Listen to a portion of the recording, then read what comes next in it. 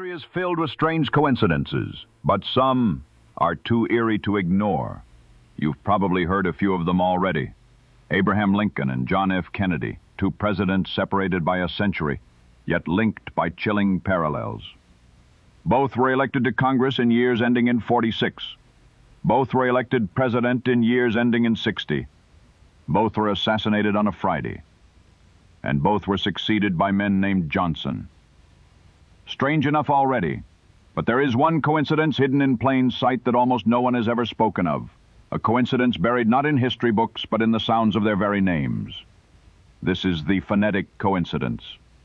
And once you hear it, you'll never look at their names the same way again. When most people talk about coincidences, they point to events, dates, places, circumstances, but this one is different. It doesn't live in history, it lives in language.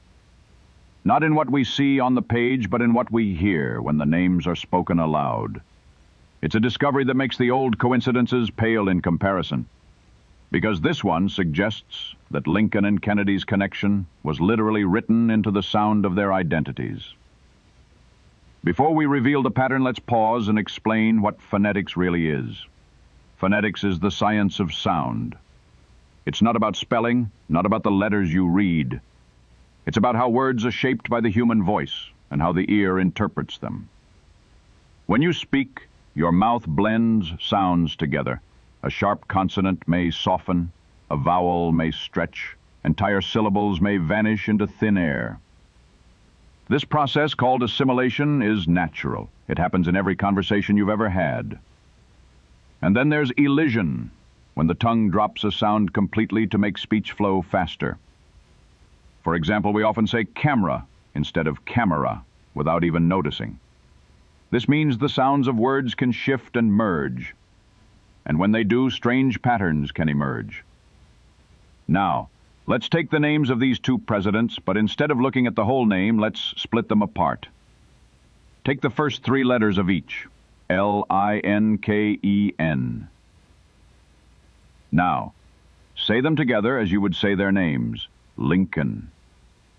Listen carefully.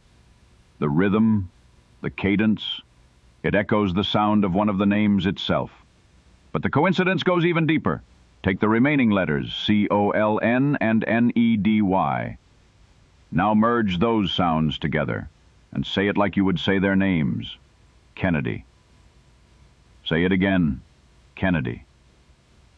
So the beginnings of their names recombine to sound like Lincoln, the ends recombine to sound like Kennedy. It blends, it flows, and suddenly it begins to echo the other president's name. Two names, split apart, rearranged, and when spoken aloud, they become each other. This is not spelling, this is not wordplay, this is phonetics, the science of sound, revealing a hidden connection no one ever noticed. Using the entire U.S. census of over 160,000 surnames, the chance of two random names matching this phonetic puzzle is about 1 in 25 quadrillion. And both Lincoln and Kennedy, they weren't just any two people. Both were assassinated U.S. presidents, a group of only 4 in American history. The odds of randomly picking two assassinated presidents from the 46 total presidents, less than 1%. Combine that with a name coincidence, and you get odds of about 1 in 4.3 quintillion. So what do you think? Pure coincidence? Or a hidden secret, too strange to ignore? Let's, for a moment, take a look at more coincidences. Now, we know this one, but it deserves context. Lincoln was shot in Ford's Theater. Kennedy was shot while riding in a Ford Lincoln, the Lincoln Continental made by Ford Motor Company. Wordplay becomes symmetry. Lincoln at Ford's, Kennedy in Ford's Lincoln. Two scenes, stage and street, sharing the same two words reversed. April 14th, 1865. John Wilkes Booth fires the shot. Lincoln's bodyguard, assigned to protect him, was mysteriously across the street in a saloon having a few drinks when the shot rang out. Kennedy's bodyguards, the Secret Service, were out drinking the night before Kennedy was shot. Was it a late night? Did they have much to drink as well? The other coincidence I find unbelievable is that both assassinated presidents were succeeded by men named Johnson. And there are quite a few more coincidences as well. The coincidences stack, they compound, they fold into each other like origami. Each strand alone would be eerie. Together, they feel orchestrated, even if chance is all that's at play. Our brains crave patterns. We're meaning-making machines. Sometimes we connect dots that weren't meant to align. But other times, when the pattern is tighter, cleaner, stranger than fiction, it's startling. There's no conspiracy here, no coded message from the past. But there is a strange harmony. Event, sound, symbol, vibrating across time. Now, what are the odds if you were to add up all these coincidences? So here we stand, on the edge of the uncanny.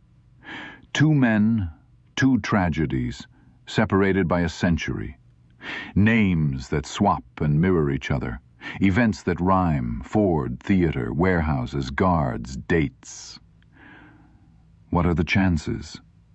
Maybe infinitesimal.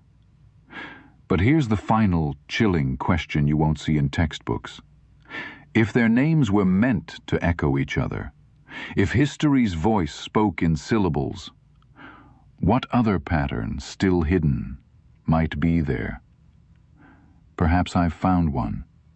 One more layer, softer, quieter than this, one you've never heard. And now, you know just one more coincidence to think about. Until I come back and tell you another one.